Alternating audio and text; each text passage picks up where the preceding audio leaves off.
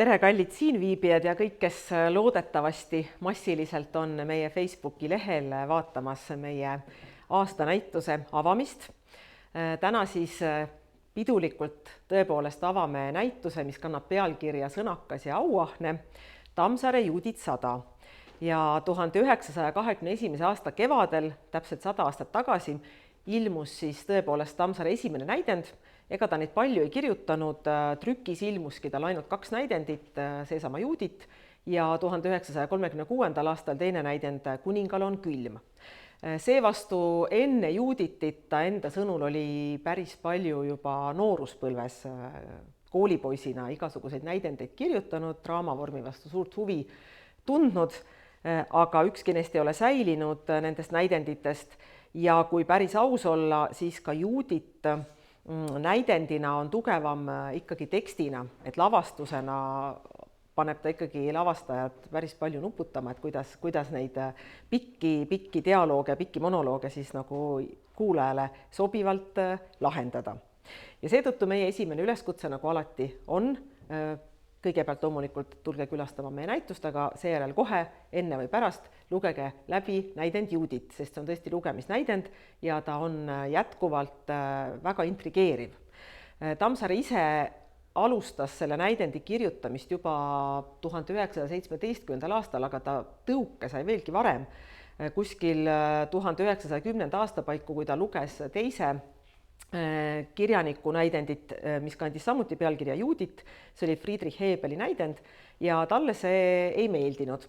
Ta leidis, et Hebel on Judithi tegelaskuju lahendanud täiesti ebausutavalt ja et see on niivõrd hea lugu, et see tuleks kuidagi paremini üle kirjutada ja peab ütlema, et Tammsaarel üleüldiselt oli selles mõttes ikkagi enesekindlust, et minu meelest ta kirjutas päris paljude kirjanike nagu selliseid valitud motiive või mingisuguseidki süžeekäike nagu üle, et ta leidis, et on võetud nii hea kas tegelaskuju või nii hea motiiv või nii hea nagu idee, aga ei ole osatud seda välja mängida.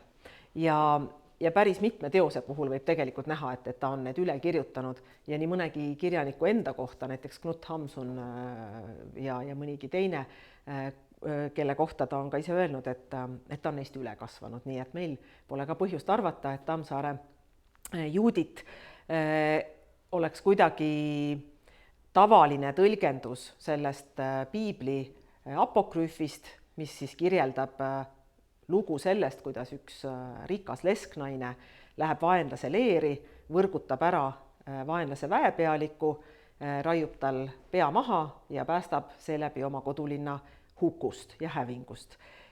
Kuidas Tammsaare selle loo lahendas, seda ma ei ütle, sest et seda tuleb lugeda, aga võib öelda, et päris sellist lahendust, nagu tema on pakkunud, ei ole maailmakirjanduses teada, et loomulikult seda motiivi on käsitletud päris palju ennekõike maalikunstis, et võib-olla võibki öelda, et visuaalses kunstis on see Judithi teema kõige rohkem olnud läbi sajandite levinud.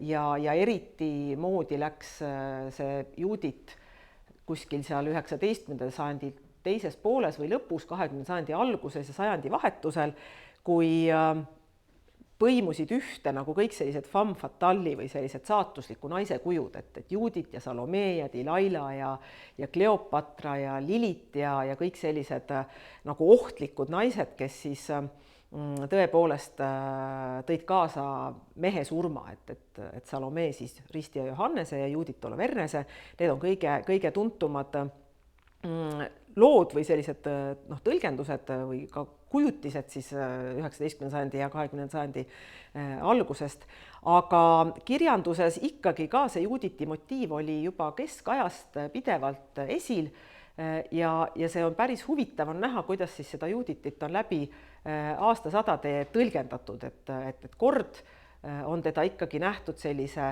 tõeliselt süütu ennast ohverdava neitsina, kes on valmis ise surema selle nimel, et oma kodulinna päästa. Nii mõnigi kord on teda kujutatud isegi sellise vägagi kergemeelse naisena, kes lähebki ennast nagu liigagi julgelt pakkuma sellele Olovernesele ja ikkagi ennem seda, kui ta Olivernese tapab, neil on ka selliseid õrnemaid hetki. Ja siis on tõepoolest selline otsusekindel, enesekindel naine, et ja Tammsaare Judit on kuskil seal vahepeal, et ta on väga isekas, ta on väga sõnakas, aga ta on ka väga heitlik, et ta ei ole üldse inimene, kes päris täpselt ise ka teab, mida ta tahab, et selles mõttes võib-olla Tammsaare saavutas selle, mida ta Hebelile ette heitis, et Hebel ei ole Juditit suutnud psühholoogiliselt usutavalt kirjeldada, et tema siis nagu suutis tuua välja selle, et Judit kõhkles, Juditil olid tunded, mida ta ette ei ennustanud ja Judit käitus võib-olla ka enda jaoks üllatavalt, et kuigi ka Tammsaare näidend lõpeb nii, nagu peab, nii nagu see alglugu ette näeb, siis sellegipoolest see Tammsaare lugu oma motiivistikult ja kõigelt sellelt, kuidas ta selleni jõuab, on küllaltki omapärane. Ja meie selle näitusega seoses tuleb öelda, et Tammsaare ei väsi meid üllatamast. Tundub, et ta on üks kõige rohkem läbi uuritud kirjanikke. Väga vähe on lootust Tammsaare kohta leida midagi uut, mingisugustki uut materjali. Aeg-ajalt ka meile muuseumisse ikkagi saadetakse kas mõni foto või mõni käekirjanäidis ja küsitakse, et äkki see on nüüd midagi uut Tammsaare, et äkki on pildil Tammsaare või tema kirjutatud midagi. Ja tavaliselt me pettumusega peame ütlema, et ei ole. Aga nüüd seda Juditi näitust ette valmistades peame enda nagu häbiks võib-olla siis ütlema, et juhuslikult Juditi nagu märksõna kaudu läbi käies siis erinevaid arhiive, et mis sealt arhiividest nagu leida, sattusime siis Rahvusarhiivi sellisele toimikule, mis on siis Ameerika Ühendriikide New Yorgi saatkonna kirjavahetuse kaust laias laastus. Ja seal kirjavahetuse kaustas, see kaust on meil siin näitusel kenasti väljas, leidusid 3 Tammsaare kirja aastast 1925, millest meil ei olnud senini aimugi. See on kirjavahetus, mis puudutab Juditi lavastamist Broadway'l, aga siiski mitte võib-olla seal Broadway kõige suurtemates ja tähtsamates teatrites, vaid Broadway juudi teatrites. Ja põhjus oli see, et juba suhteliselt varsti pärast seda, kui Judit 1921 kevadel ta ilmus siis raamatuna ja kohe septembri alguses oli esietendus Draamateatris ja seda etendust sattus vaatama ka üks Eestis elav juudi niisugune kultuuriaktivist, kelle nimi oli Hirsch Pant, hiljem ta eestistas oma nime kõigepealt Herman Pantiks ja lõpuks oli ta Härmo Pant ja tema tõlkis selle näidendi jiidiši keelde ja saatis selle näidendi ka ühe tuttava kaudu siis New Yorki ja Tammsaare tundis huvi siis kirjutades tollasele konsulile Viktor Mutile, kes tuli ka välja, on siis Mihkel Muti vanaisa, kirjutas ja uuris, et kas saatkond oskab midagi öelda selle näidendi saatuse kohta, et kas nad teavad midagi sellest käsikirjast ja palub siis natukene maad uurida. Konsul seda teebki ja konsul saadab ka päris paljudele Broadway teatritele küsimused, kas nad oleksid huvitatud sellise näidendi lavastamisest. Ja peab küll kahjuks ütlema, et vastused on eitavad.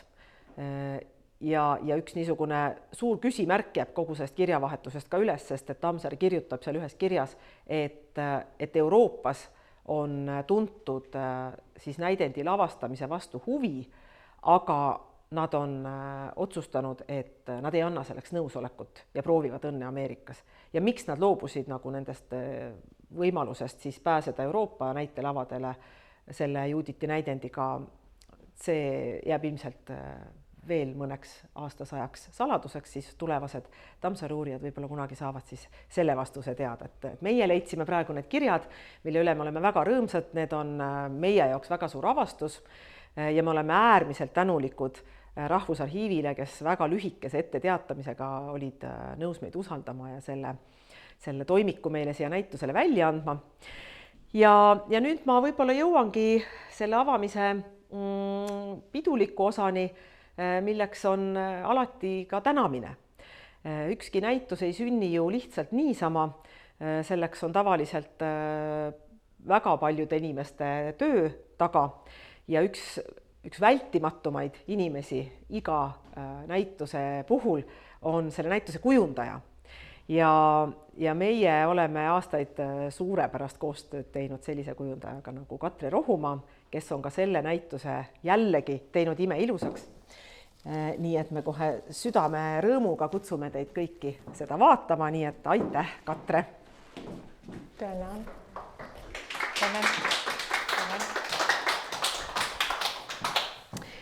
Ja kohe seejärel tänakski siis Rahvusarhiivi, keda sai juba mainitud, et suur tänu meid usaldamast. Ja, aitäh! Ja kohe järgmisena tänaks Teatri- ja Muusikamuuseumit, kellelt on samuti siin näitusel väljas päris palju kavandeid, osa on ka teostamata lavastuste kavandeid, nii Natali meilt kui ka teistelt, nii et ka väga huvitav materjal, mida vaadata ja aitäh, et need meile siia välja andsite. Suur tänu. Ja muidugi peame väga tänama Eesti Kunstimuuseumit, kes andis meile ikkagi väga haruldase kunstiteose. See on von Effi Suur Juuditi maal, tegelikult on dateerimata, eks ole. Aga ta on tegelikult kujutab väga klassikalist motiivi, et kui me nagu muidu võib ka öelda, et ega Eesti kunstis sellist väga klassikalist juuditit ei olegi. Et need 20. sajandi alguse juuditid on võib-olla isegi sellised üsna omapäraselt lahendatud jällegi, aga seda maali võib lugeda siis tõesti selliseks hästi tüüpiliseks juuditi kujutuseks. Ja mul on väga-väga hea meel ja suur tänumeel, et see maal saab siin meie näitusel väljas olla, lisaks graafikale ja muule, mida siin samuti saab näha. Suur tänu!